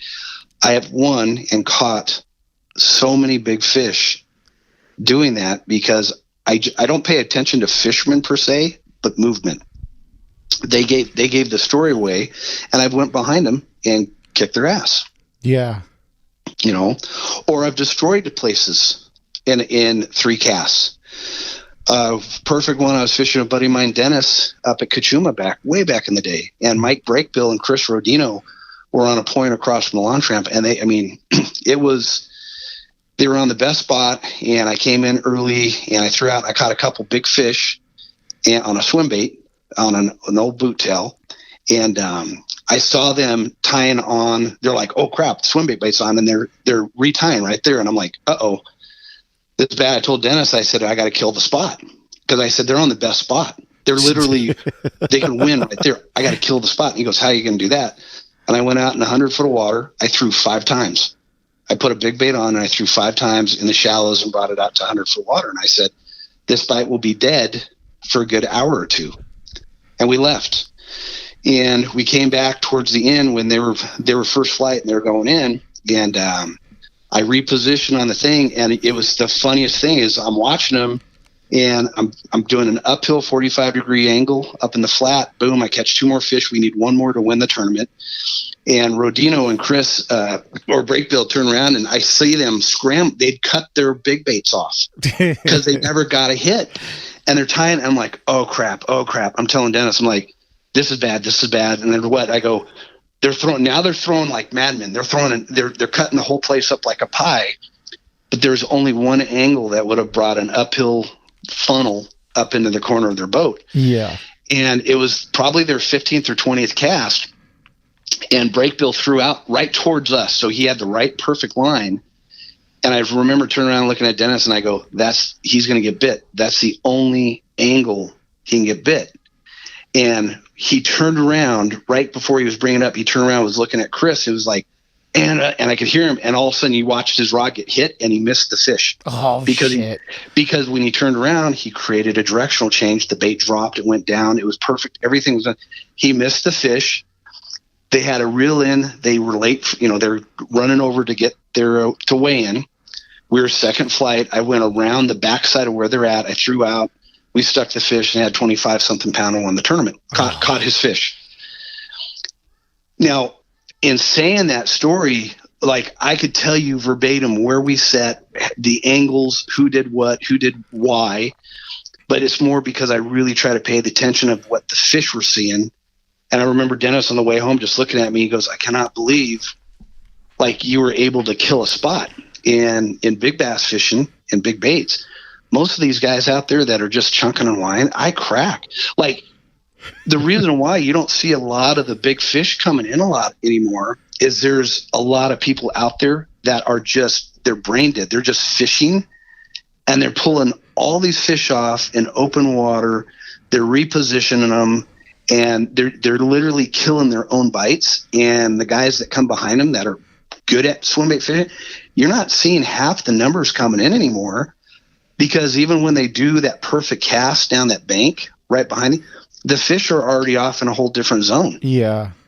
So there is so much more going on that literally 99% of these people they just don't get. They're not seeing it. and so it's interesting. It's interesting. You can be your own worst enemy. I'll just tell you that. Yeah, you've made a great point of it. I mean, what a great podcast. I appreciate you coming on, Bill. We've gone for a long time, an hour and a half.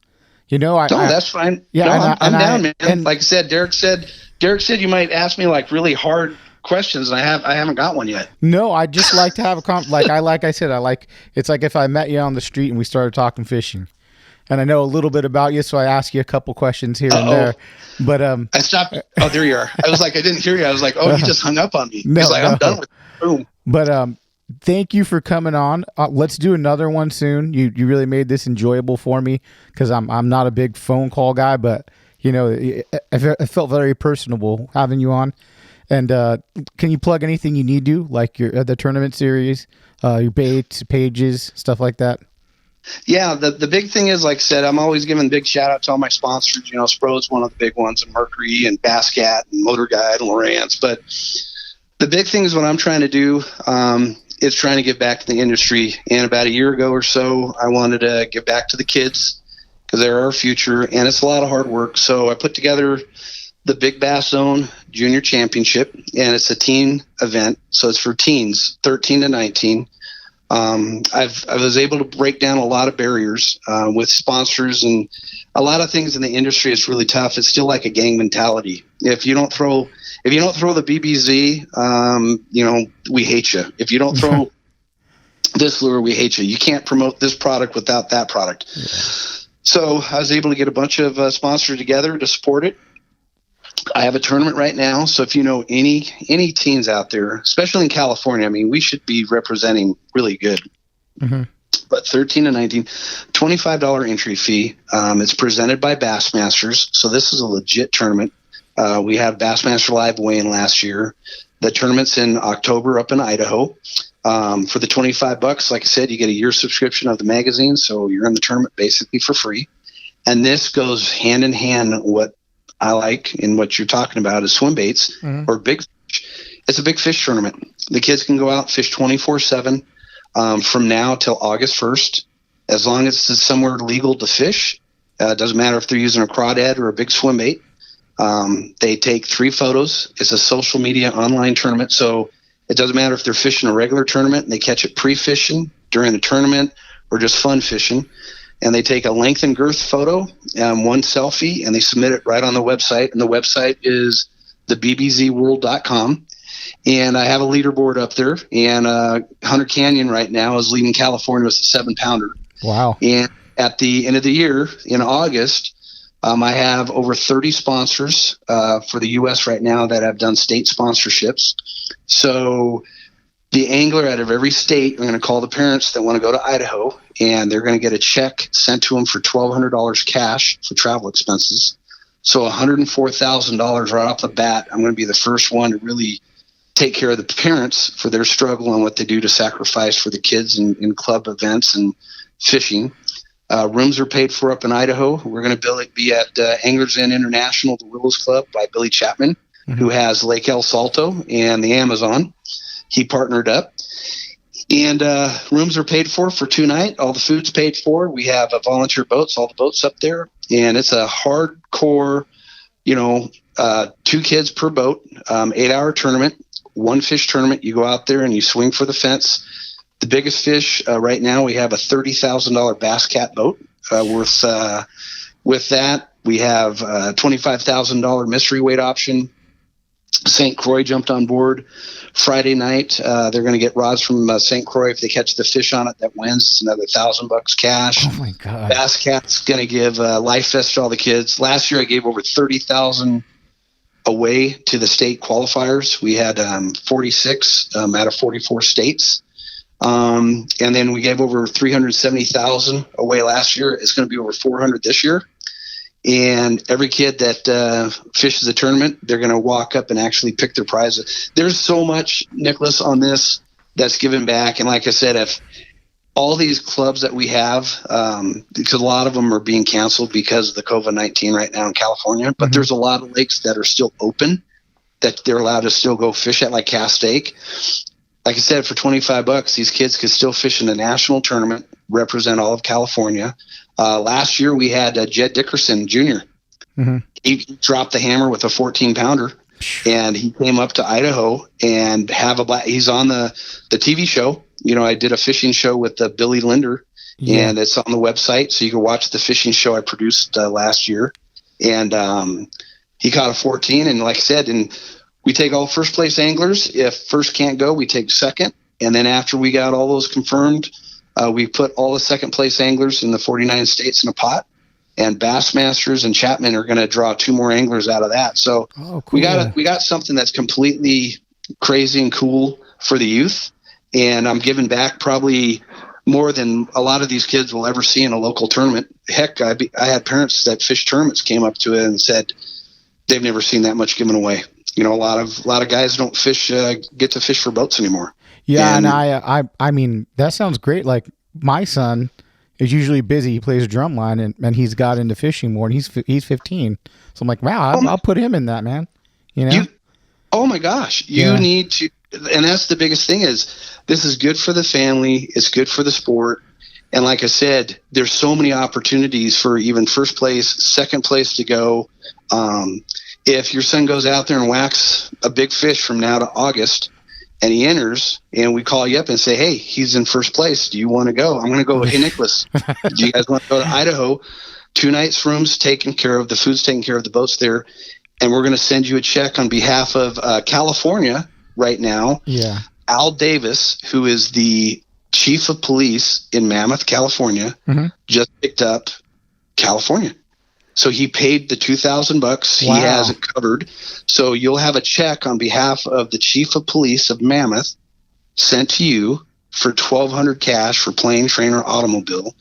So it's all pretty much an all expense paid trip for you and your son to Idaho, with the Linders filming it, with Bass Cat there, with the Bassmaster Live weigh-in that we had over 100,000 views last year. People tuned into that.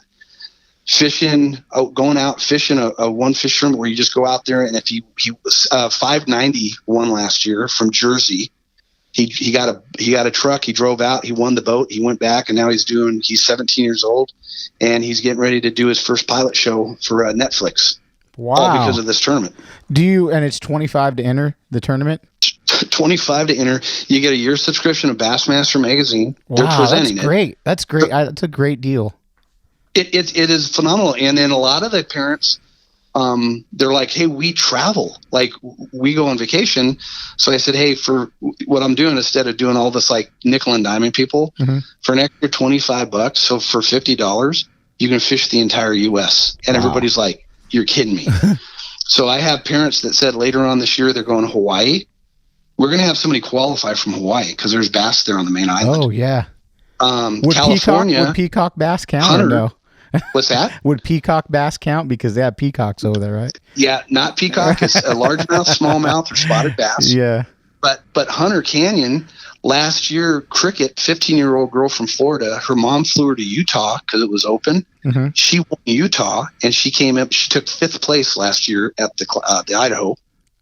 But Canyon went to Utah already, caught a fish, 1.5 pounds. He's leading Utah. He's leading California. And I think this next week he's heading over to Havasu to go catch one. And so he's going to try to lead as many states as he can to qualify because this tournament is that crazy. We had kids say it was like a Bassmaster Classic for the youth. It literally was.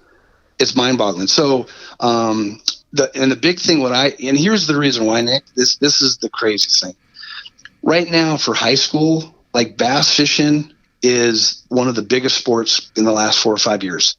They have over 60,000 anglers right now competing between BASS and FLW and TBF, right? The problem is, like kids like maybe like your son, there's 4 million kids from the age of like 13 to 17 that their parents can't afford a bass boat. Yeah. They want to compete. The industry itself has left behind all these kids and these families because they don't have money. And it pissed me off.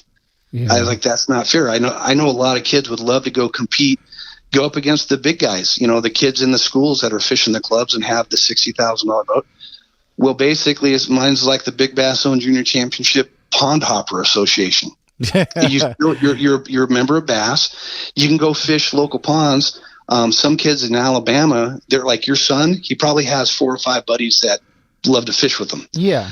They're putting their own team together. They go, Bill, we don't need to have boats. We could actually put our own team together. So these kids back east right now are literally going fishing their own ponds, doing their social distancing.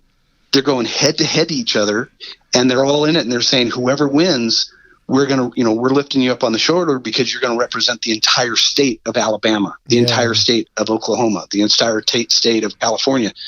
We could literally, it would be cool to get 30 kids that are pond hoppers, qualify for California, lift them up, and have a shot. First place right now, it's up to $56,000 for first. Wow! With a guaranteed $30,000 bass cat boat. That's great. So, where can you? Do you have social media? Do you have an Instagram and a Facebook? I have Facebook, so it's on Bill Siemantel's Big Bass Zone Junior Championship. Okay. And then the website, the bbzworld.com. Go on there, like I said, watch the TV show, see what. And I did something cool too, is I went behind the scene with 25 parents, and a few of these kids are on the fishing show, and it talks about the struggle, like fishing and what they've gone through, and Austin going through Lyme disease, and wow. I try to do something a little bit different than most. This is more about the family. It's just not just about the kids; it's about the parents and everybody. Yeah.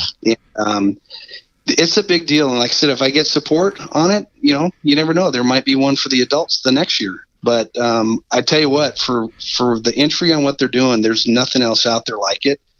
And the kids, like your son, you might, like I said, they might have a half a dozen kids that are sitting on the sideline because the clubs at the school will not talk to them because they don't have a boat. Yeah. And that's not fair. Yeah. And that's what I'm trying to do. I spent a year and 4 months, about 20 hours a day. No kidding. I haven't fished that much to try to do something to really give back. And it's out there for them. Like I said, I would love to see some anglers like that going out there and go, man, let's go put it. Whoever wins, let's put them up on our shoulder and represent. And you never know. It's like your son literally could come back driving down from Idaho with a brand new $30,000 bass cat and go, okay, now you can fish in a bigger club. Now, that's a stepping stone. Yeah, it's great, man. Like I gateway drug. Yeah. Again, thanks, Bill, for coming on. I appreciate it. We'll promote this too. Once it's out, I'll let you know.